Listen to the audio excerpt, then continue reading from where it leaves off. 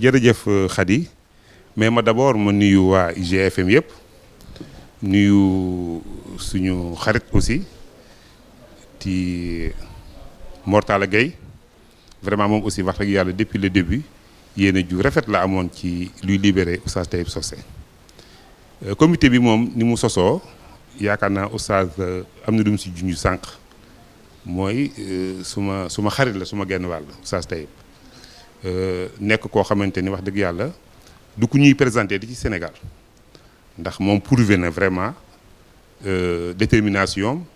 ak liggéey bu rafet bi nga xamante ni def na ko ci paysage médiatique bi waaye surtout nag ci wàllu prédication islamique damay wax toujours ni Oustaz Taib Socé mooy le prêcheur le plus célèbre ci Sénégal loolu kenn weranteetu ko wax na ko léegi bëri na tey koo gis ci rajo wala ci télévision muy def prêche te ci micro Oustaz Taib Socé la jaar ñi génn ci école am kon bëri nañu trop mu nekk nit ku dëggu nit ku wóor xam naa ni dëggu googu sax ni mu mel moo ko dugal ci lii nga xamante ni moo am ndax xam nga nit ki bu sincère nit ki bu dëggoo ku mu jëflanteel ku nekk dafay yaakaar ni mu mel moom noonu la koo ko mel souvent nit ku dëgg rek la ñuy trompé wax na ko léegi tëj nañu ko 2 fois yoo xamante ni tëdd na ko ci dossier bi bu mujj bi nag ñëw nekk contrainte par corps ndax bi ko président Macky Sall boo gracier ci 2e fois bi xaj na dina génn moom waaye nag bor bi daf fiy des loolu nag ci la plaignant bi xaj na jaar ba déposer beneen plainte ci procureur de la République ñu jël si ko par contrainte par corps mu war a tëdd 2 at yoo xamante ni su fayul dina ko def ci prison bi parce que daf koy fayal li muy lekk pendant 2 at foofu nag man ak El Hadj Assane Gueye Daouda Diouf ñu wootente bi ñu déggee rek xale yi ñoom woo doomu tey bu jigéen ni ma léegi sans papa dañu ko fay jël si ci oto 4x4 xamuñu fu ñu ko yóbbu ma woo El Hadj Assane Gueye wax ko El Hadj Assane ni kon kat Fadel moom vraiment ñun waratuñoo toog nañ jóg commencé di woo mu ni ma léegi xaaral ma oote bu adjudant Mbeng moo nekk ci brigade de recherche bu Colobane bi mu ko oo mu ni ko boo effectivement Oustaz Taib ngi ni sama bureau El Hadj Assane woo ma ne ko kon nañ fa tase mu ñëw ànd ak Daouda Diouf ñu tase fa fekk Taib toog bi ma agsee commandant ni ma yow yaay Fadel ma ne ko mu ni waaw pourtant Oustaz Taib bi ma ñëwee de yow la ma jox sa numéro téléphone sax maa ngi lay oo mais jotuma la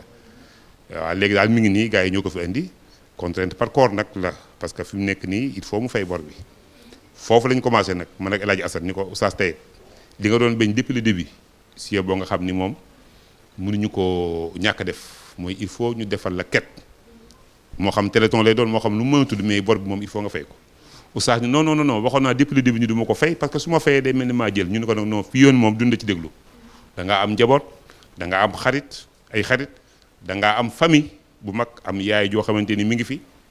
nga bëgg ko mu bëgg la nga am mission booy dox muy prédication bi nga xamante ni yaa ngi ciy yëngatu depuis plus de 30 ans donc kenn du la bàyyi noonu il faut nga nangu ñu dajale xaalis bi ñu insisté mu ni kon d'accord waaw donc xalaatu téléthon bi mi ngi juddoo foofu ci brigade bi avant ñu koy jàllale Rëbës waaw depuis boobu nag vraiment nelawuñu noppaluwuñu guddeeg bëccëg ñu ngi xool yan pexe dañuy jaar wax dëgg yàlla ba Oustaz Taib génn ci jafe-jafe yi nga xamante ni ci la nekk 2 jours après bi mu duggee Rëbës la ñu formé suñu comité bi ñu ni ma léegi may nekk le coordonnateur ñu commencé seet def nañ benn point de presse yaakaar na jàll na ci journaux yëpp mais boobu aussi ñu ngi doon xalaat mooy ubbi ay compte ak dem ci kër marabu yi xalif généraux yi dem ci mbokk yi ak xarit yi kenn ku ci nekk lu ñu am homme d'affaires yi ñu jàpp ci par hasard ñu xool benn vidéo am ko ko gis ni ma Oustaz Iran Ndaw am na ko interpellé Thiès ci dossier Taib mu wax ni Taib kat mosoon naa koo wax 2011 la je crois ni ko te ngaa bàyyi affaire bi ñu dajale xaalis fay ko mais nee na Oustaz Taib ni ma non mais Iran loolu du ma ko fay bu ñu déggee ñu ni maa ngi dajale xaalis pour fay day mel ni man maa jël ma xam ni wax na dëgg léegi nag bis bu Oustaz Taib waxee sama nopp ak gémmiñ ma dégg mu ni d'accord na ci moom mën nañoo dajale 100 millions yi am nañ ñu ko mën a fay ma ne kon kat comme Iran wax na loolu si boo suñu comité bi ñu gën ko yaatal il faut ñu associer ko ci la ñu commencé oo ko waxtaan ak moom xam nga Iran moom góor gu dëgër la su xasee ba engagé wu jeex na man dinaa ci dugg Fadel sax waaye nag il faut Oustaz Taïb baax ma dégg ci la ñu commencé noonu Oustaz Taïb sax jëm na ko bi ma demee seeti ko prison wax naa ko ni ko Iran ndaw mu ni nga oo ko mu ni ma d'accord dinaa ko oo na ko jotu ko par la suite Yacine doomu Oustaz Taïb oo ko ni ko sans papa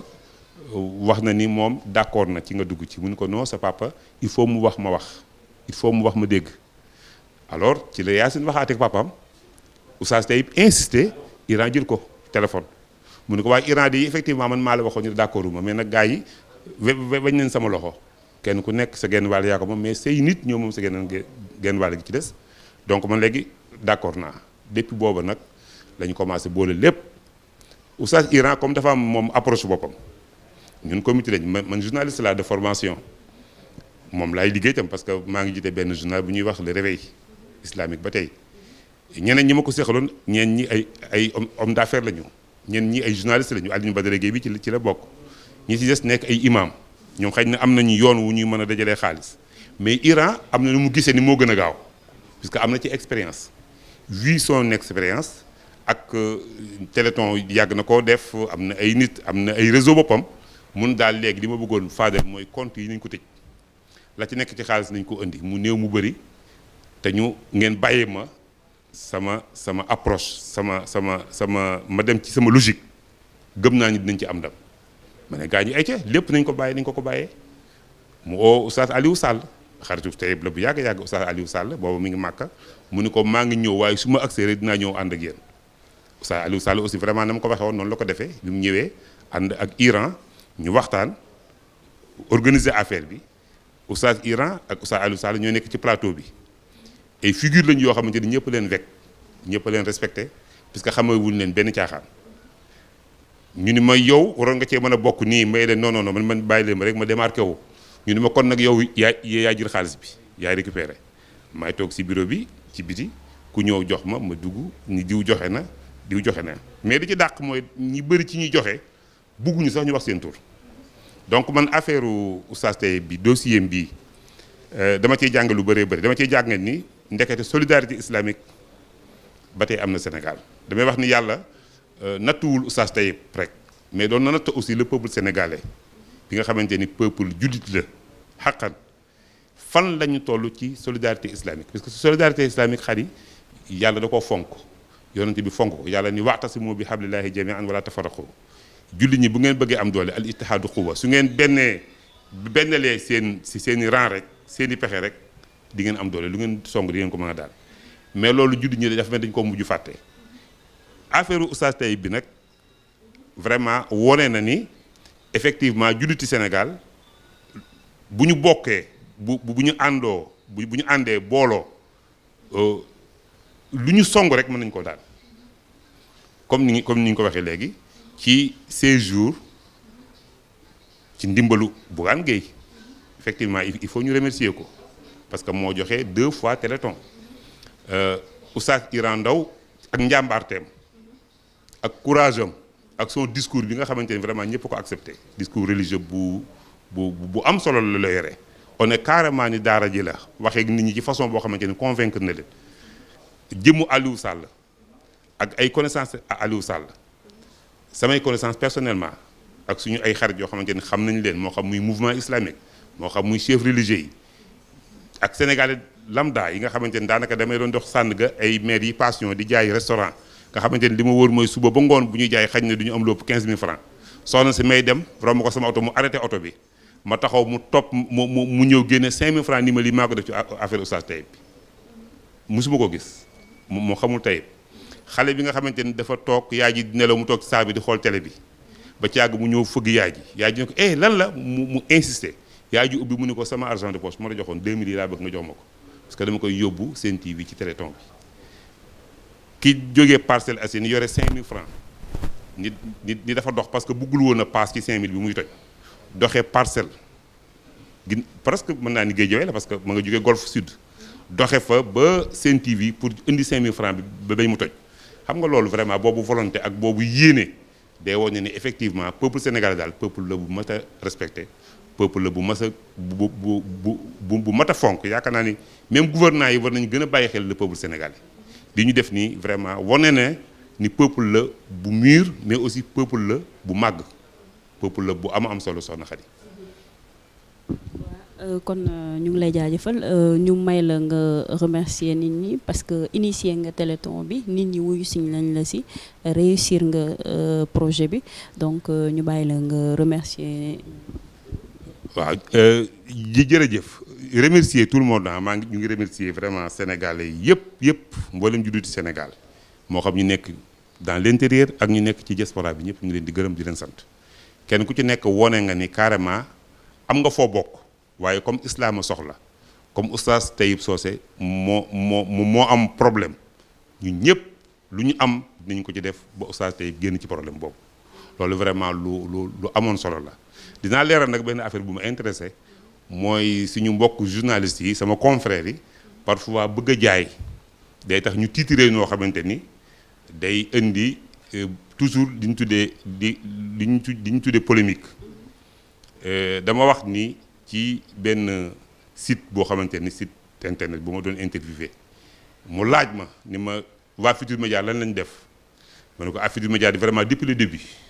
rajo Assane Gueye Daouda Diouf ñoo ànd fekk oustaz Taïb ca gendarmerie même ñoo bokk sax ñu ñoo ànd convaincre ko pour mu nangu téléthon pour mu nangu ñu def ket mu ni ma léegi Youssou Ndour lan la joxe ma ne ko Youssou Ndour en tant que Youssou Ndour yëguma man lu mu joxe waaye nag son fils Birane Ndour yónnee nañu 5 millions yoo xamante ni da koo def ci dimbalee ko oustaz Taïb ci deuxième téléthon bi may leen ci biir ci vidéo bi Birane Ndour nag bu joxee 5 millions moom moo symbolisé li nga xamante ne mooy groupe Futurs Médias ndax mooy directeur général boo ko joxee kon joxe na ko ci turu papaam Youssou Ndour mais joxe na ko aussi ci turu tout le groupe Futurs Médias je crois bien que loolu laa waxoon mu leer nañ mais ñoom comme dañuy bëgg ñu ubbi seen YouTube bi ñoom Alioune Badara dañuy bëgg am ay vues yu bëri ñu tiitiree ko ñoo xamante ni dafa mel ni comité bi dafa xaw a def xaw ma nu ma ko ma mën a tuddee Youssou Ndour te Youssou Ndour vraiment dañ koy gërëm di ko sant au contraire Youssou Ndour moo ñu embauché suñu xarit bi oustaz Taïb Socé ku Taïb Socé ku cher ci ñun la ma xam relation mook Taïb Socé gis ni Bouba Ndour bi ñuy avant ñuy def ay téléthon invité ne Pape Mokhtar Gueye Mame Mokhtar Gueye ci Tour avec mooy émission boobu mi ngi koy wax ni ko oustaz Taïb Socé sama seexu mbàkka boobu sama seex boobu yàlla na ko yàlla teggi natt bi ba mu génn tey wax na ma ci prison bi ni tabaski bi Youssou Ndour dafa yebal secrétaire mu jëndil ko xar donc man xam naa ko li jiitu loolu lépp mooy Taïb moom employé la foofu depuis des années li mu tëdd ak li muy am ay jafe-jafe yëpp salaire am mës a dagg émission ba mu fay def muy plateau bu am solo boobu di tafsiru Quran bi muy def vendredi la mu fa nekk yëpp chaque vendredi moom la ñuy teg donc man du ma xam ma seq ak ñoom lu bëree bëri waa Futurs Médias ñoom xam nañu ñoom Boubaak ñoo fa nekk yëpp xam nañu lan laa seq ak ñoom donc du man en tant que président comité maay indi dara luy indi ay polémique diggante comité bi ak Youssou Ndour ñu ngi gërëm vraiment boo groupe bi yëpp ñëpp a si jàpp soxnaam yi soxna oustaz Taïb bi wax nañu ma femme yeen liggéeyee foofu ci TFM xaalis yi ñu doon jël di ko dajale di ko yénnee soxna yi ndax ba ñoom benn problème donc gërëm la ñuy def keñ ak sant ak ñaan waaye du ñu attaqué mukk ci àdduna bi du suñu jikko sax rawatina nag Youssou Ndour ak waa këram merci beaucoup